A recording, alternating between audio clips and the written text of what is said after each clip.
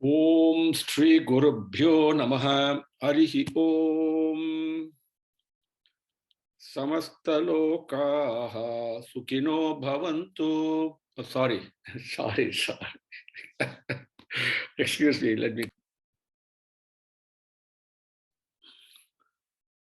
Om Shri Gurubhyo Namaha Harihi Om Sumukascha Ekadantascha Kapilo Gajakarnakaha Lambodharascha Vikato Vignarajo Vinayakaha Dhumaketurganadhyakshaha Palachandro Gajananaha Vakratundaha Surpakarno Herambaha Skandapurvajaha Shuklambaradharam Vishnum Sasivarnam Chaturbhujam Prasannavadanam Dhyayet Sarva Vignopasantaye Yasya Dvirada Bhaktradhya Parishadhya Parasatham Vignam Nignanti Satatam Vishvaksenam Tamastraye Gurur Brahma Gurur Vishnu Gurur Devo Maheswaraha Gurur Sakshat Param Brahma Tatmai Sri Gurave Namaha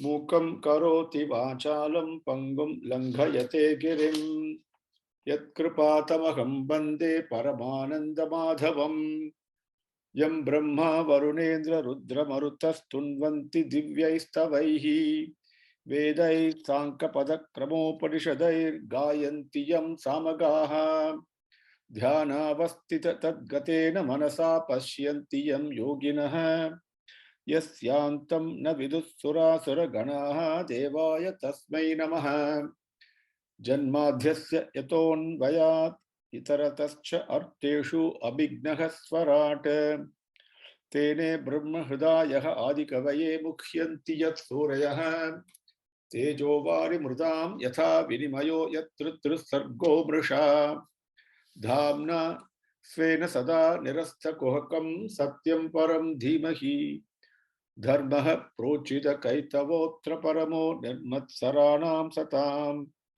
Vedyam Vastavam Atravastu Sivadam Tapatrayon Moolanam Srimad Bhagavate Mahamuni Kimva Parairisvaraha Sadhyo Hridi Avarudhyatehe Atra Krutibihi Sustrushubihi Tatkshanat Nigama Kalpataror Galitam Palam Sukamukat Amrta Dravasam Yutam Pibata Bhagavatam Rasamalayam Muhuraho Rasikaha Bhuvi Bhavukaha Vasudeva Para Veda Vasudeva Para Makhaha Vasudeva Para Yoga Vasudeva Para Kriyaha Vasudeva Param Jnanam Vasudeva Param Tapaha Vasudeva Paro Dharmo Vasudeva Paragatihi Narayanam Namaskritya Naranchaiva Narottamam Devi Saraswatim Vyasam Tato Jayam Udirayet. With Bhagavan's grace, we will continue from yesterday's session. I wanted to share with you one important truth on Satyam that happened. I've always been sharing my feeling that this Bhagavata session, Srimad Bhagavata session, Pratipadartham, whatever that Bhagavan's grace we are doing is because it is only Bhagavan is making us happen. Please understand. I mentioned this several times to you because that's what I know to be the truth from my personal experience. I know that is the truth. I am sitting here and you are come here and the Grantham that we are sharing is a most nectarine one. The time has been given, the Sakti has been given, our bodily, mental Sakti, whatever it is, opportunity is given. Everything is made available. And this activity is happening because Bhagavan wants it to happen, and which of course, Samarpanam. And he is doing this, Bhagavan does every action is only for our benefit, for me to become a better person and for you to become a better person. A better person does not mean a richer person, a healthier person, a stronger person, etc. No. A better person means one who is getting closer to the lotus feet. That's all. Getting back home, closer to getting back home, from which point there is no return, bliss itself. So he's making us, he's drawing you and me to him. What happened yesterday? To give you how Bhagavan's presence was there, and which I was amazed, not while it happened, but a fraction of a second after it happened. Okay.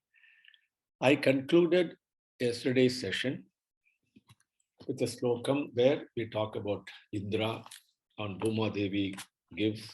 If you, we were in slokam 15, right? Yeah, 15, yeah. And then how the Viryam, Ojaha, Balam, Manavalimai, Pulan Valimai, Udal Valimai, all those things are obtained.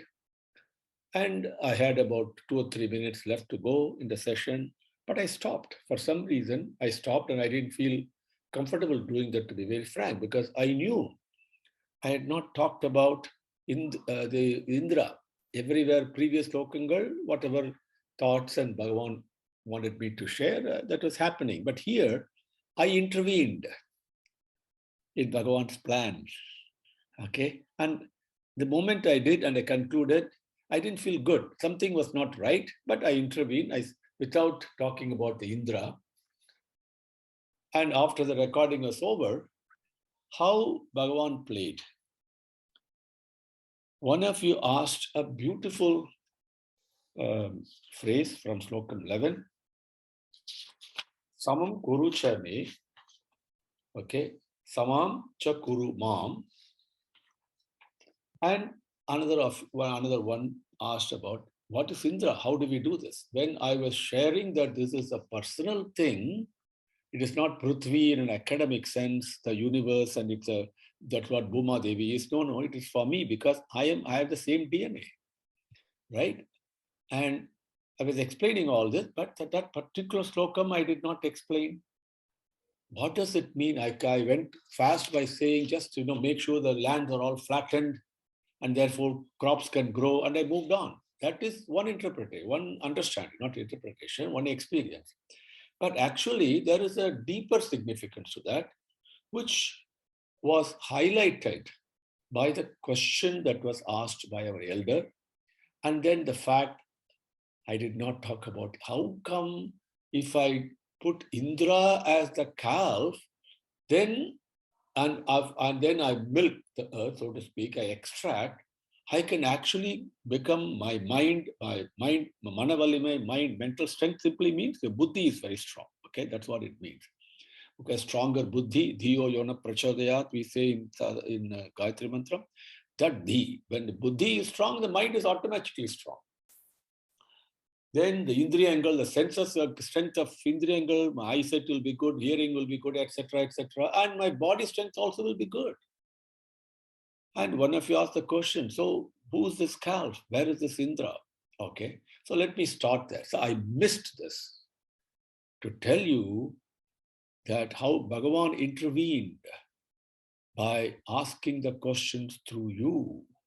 And then when you ask the question, he put the answers also in my mind that I'm going to share with you. So it is Bhagavan who is doing this.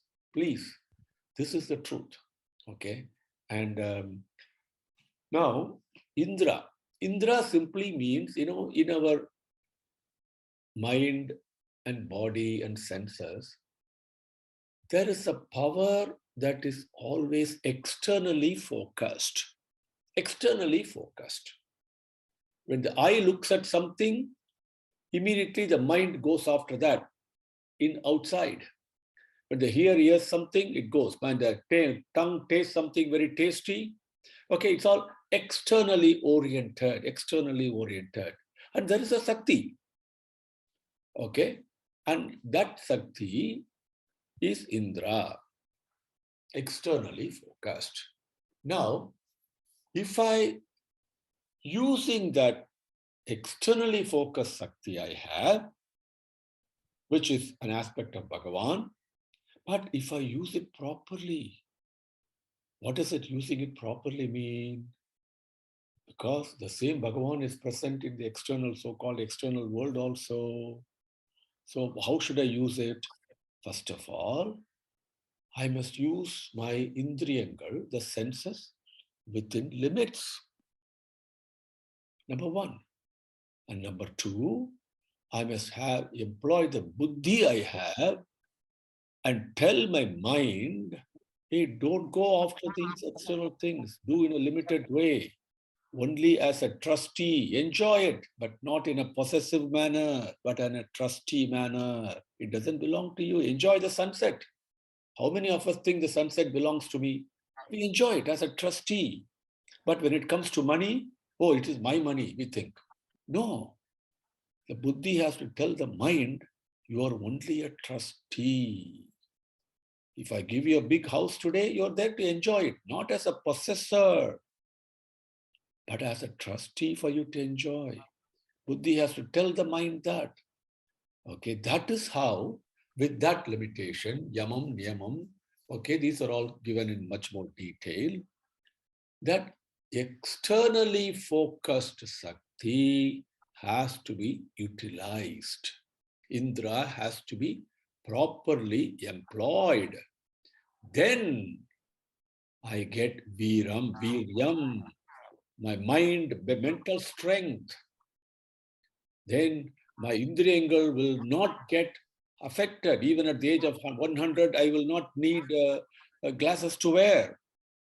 As my mutta was, eldest man in our family, till 101, never wore glasses, a great Vedic Pandit. Hearing was always very good.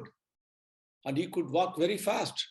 Okay, all these things could happen if I use the externally focus, control it, rein it in, not let it go astray. Okay, that is what the Indra is. Okay, now, how does it give body strength and then the strength of the senses, eyesight, hearing ability, speaking ability, walking ability, whatever. And then also, how does it promote mental strength?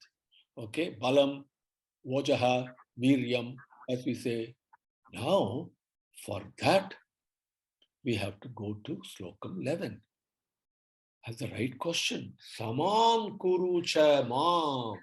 Samam cha kuru mam. Look at that Slokam, very first phrase. Mam, samam kuru. Cha means and, so you can ignore it for a minute.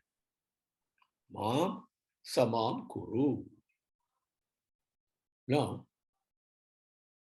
the land has to be flattened, leveled, so water can flow, and fertile land can come, and grains can come out. But how does it apply to me as a person? Because my mind goes through ups and downs, peaks and valleys. It doesn't it? Good happens, immediately I enjoy. Something, suffering comes, my God, I go down. The amplitude is very big. Up and down, always. Never flat, never a straight line. Right? So how can fertile plants grow? Fertile plants of love and selflessness and patience and all those very good values, satyam and all that. How can it grow? Think. So for that, Bhagavan says, Sukha dukkhe same kritva labha labhau jaya jayau tato yuddhaya yujyasva naivam papam avapsyasi. Bhagavad Gita, the essence, the command of what Bhagavan says in the whole of Bhagavad Gita is this sloka. Okay, how I should live my life. Adhyayam 2, slokam number 38. After this, Bhagavan says, I've told you what the objective is. Dharmyamritam idam, it's a dharmam. Now, this is called Buddhi Yoga. Now, how to do this, how to achieve it, now I'm going to explain it to you. The rest of all Bhagavad Gita, all the way up to last slokam, is explaining how to achieve Sukha Dukkhe Same Krutva. Now let me tell you very briefly, what does it mean? Okay. So the Sukham Dukkham, you all know what it means.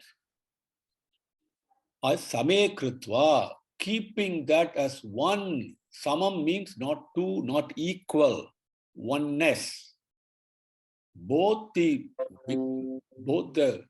Sukham and Dukkham both are the same. Then Labham, Alabham, profit and loss, they're one and the same. They come and go. With this, Tataha Yuddhaya Yujjasva, keeping your mind steady like this, in oneness, not being disturbed by ups and downs, don't go through the amplitude up and amplitude down, leveling the field of the mind, the agitations in the field of the mind. That is what it means. That's how you apply personally. If I do that, tataha, after that, after doing that, for you to grow plant on the ground, you have to level the ground, and then only you can grow the plant. So tataha, after that, after leveling the mind, then yuddhaya yujyasva, engage in the battles of life. Then if you do it like that, evam, if you do like this, papam na avapsyashi, you will not incur any papam at all. That's what he says. Sir, Swami, what is this papam? Why is it so important? Remember, the final slokam, I know I have to taking a little bit time to explain this because it is so profound. The Charama slokam in Bhagavad Gita is, you all know, Sarvadharman Pratyajya Mamekam Sharanam Vraja Aham Tva Sarva Papebhyoho Mokshayishyami Ma Suchaha. Don't doubt, don't worry. What does Swami promise there? What is the guarantee there? I will release you from all papangal. He does not say, I'm going to give you moksham. No. As he says in Adhyayam 12, okay, he says, you will reach me in several Adhyayangal. But here, in the end of Adhyayam 2 itself, he says, you will reach me. But here he says, just surrender. And then I will release you from all papangal. Agamtva sarva papebhyoho. All papangal, moksha yashyami, I will release you from that. So what on earth is this papam that Swami is going to release me from? Question comes. That question was asked to Rama himself in the forest by the Rishigal. Rama is explained to Lakshmana beautifully. What is papam? What is punyam?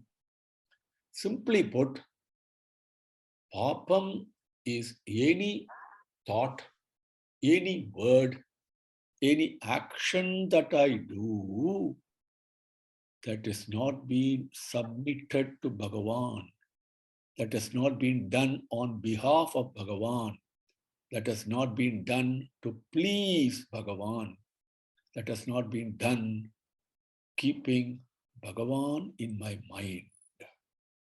That's all papam is. Okay? So that is what this so much teaching is there. So samam cha kuru mam, ennai, me. Samam kuru, level me, level my mind. The field of my mind has to be leveled before the harvest of love can sprout in it. Plant of love can sprout in it from my heart. So much meaning is there. So now I hope this helps in, ultimately it is Bhagavan seated in your heart who's going to teach you and give you the clarity and guide you along. Undoubtedly, guaranteed. You don't have to know Sanskrit, none of these things you need to know. Just listen to his voice, you'll understand. Like a mother talking to a child. When mother talks to a child, it does not need interpretation, it does not need translation, it does not need explanation. A child, the mothers communication to the child is direct. Direct. There is no interference. Child can understand it very easily. Like that, listen to our Divine Mother. Everything will become clear. So this is how I experienced what Bhagavan did yesterday. Okay, so much profound teaching is here. I hope that you're happy with that. We'll move on. Slokam number 16. Daiteya Danava Vatsam Prahladam Asurar Shabham Vidhaya Duduhan Kshiramaya Patre Sura Savam. The first one was okay, Kshiramaya. Now, here, yes, we saw earlier how the Hiranyamayena Patrena in the previous slokam, which was Amritam itself. Now that's another thing. Going back to our discussion, see, when I apply Indra the proper way, the Shakti that is externally focused the proper way, with the prayer to Bhagavan, Samam Chakuru Mam, with the first, that was the first prayer of Prithvi, right? So if I do that, then automatically my senses will remain strong, will remain healthy, eyesight will not decrease, hearing ability will not decrease, they will remain strong. Same way, my mind will become strong because my buddhi becomes strong. Now, when the buddhi becomes strong, it tells the mind, focus on the lotus feet. Come on, this is where you have to concentrate, you have to focus. The moment you do that, and the longer you do that with determination, perseverance, and all that, what is finally obtained? Somam itself, Amritam itself. Okay, that's a pathway. So that is why Hiranmayena Patrena, so precious it is. That is why it is given, the analogy given here is they collected it on a gold pot, gold patram, isn't it? How many of you will bring water in a gold pot? Tell me, right? So when we worship Bhagavan, we bring silver patrangal, gold, so many things, because it is precious, it is sacred, something very supreme, right? Now, the next one is the other side of it. The first one is Indra and Devargal. Daiteya Danava Vatsam Prahladam Asurar Shabham Vidhaya Duduhan Kshiramaya Patre Sura Savam. Daiteya Danavaha Vatsam Prahladam Asurar Shabham Vidhaya Duduhan Kshiramaya Patre Sura Savam. Now the Asuras, the Dhanavas, then what did they do? They kept Prahladan, who is the best among the Asurargal, as the cows. Then they collected on an iron pot the things. Somam is an amritam, a nectarine drink. What is opposite? If it is not intoxicating, Swami, we say madhu. Madhu means something that intoxicates. It is not the liquor that we say immediately, wine and beer. No, it's not that. Madhu means intoxicating. Okay? And that is why we say Bhagavan's eyes are madhuram. Bhagavan's vachanam is madhuram. Bhagavan's swarupam is madhuram.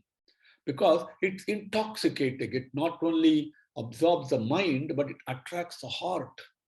So the other part of Madhu is Madhu Sudanaha. We say that there the Madhu is again, what is the intoxicating aspect that you and I have?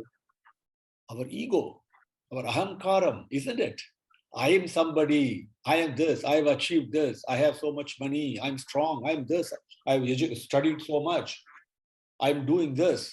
You know, think every thought, word, and action of mine, I can speak for myself, is associated with this ahankaram. I never think Swami is behind all this. No, ahankaram, I am doing this, I am doing this. That ahankaram, aham is okay, ahankaram is not good.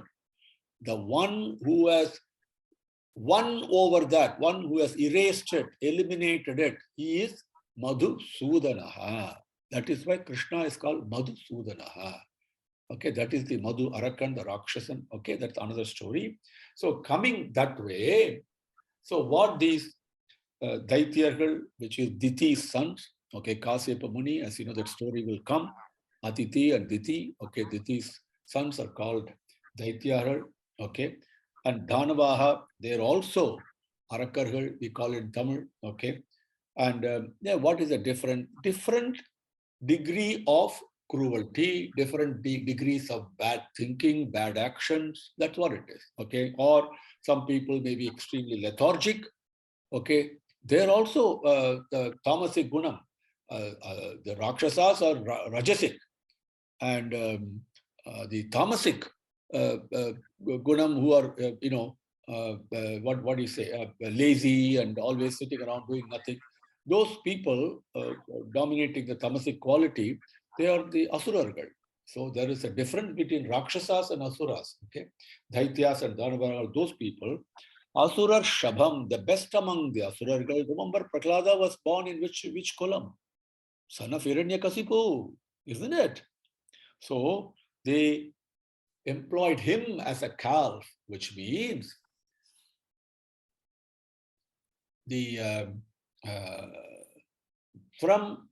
from their own self, so to speak, or from the earth, Mother Earth, as you can see, external world also, they extracted surasavam. Surasavam means what we call as liquor in today's language, madhubanam.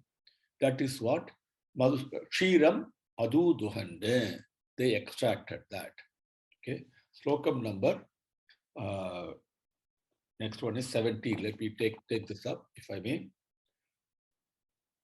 Gandharva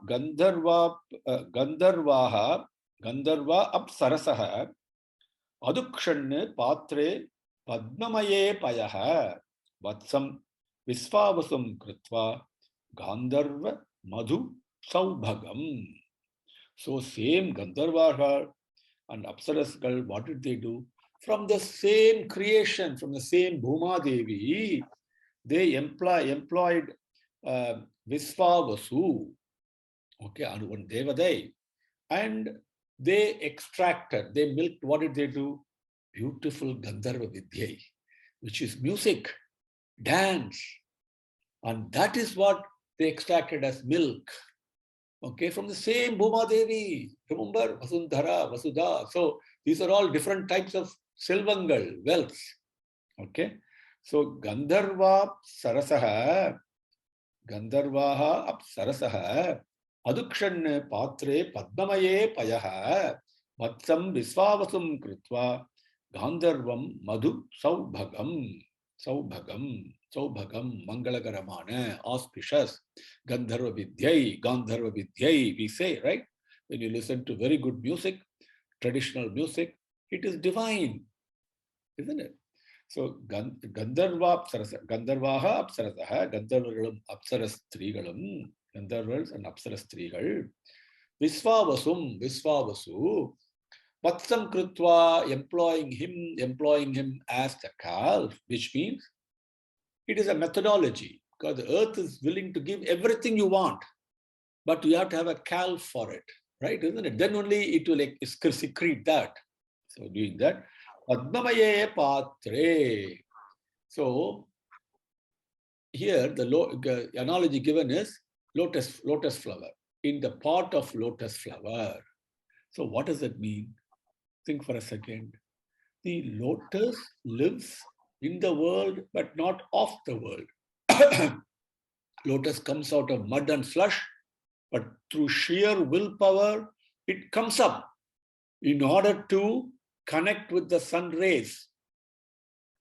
Like that, the music, the dance, everything may be coming out of this creation, but they're all like the lotus flower going upwards to catch the sunlight, the light of Bhagavan. That is why if you listen to Carnatic music, for example, or M.S. Subbulakshmi singing something, or dance, Bharatanatyam, all these are all properly developed according to Sastrangal, according to Natya Sastra that Bharata established.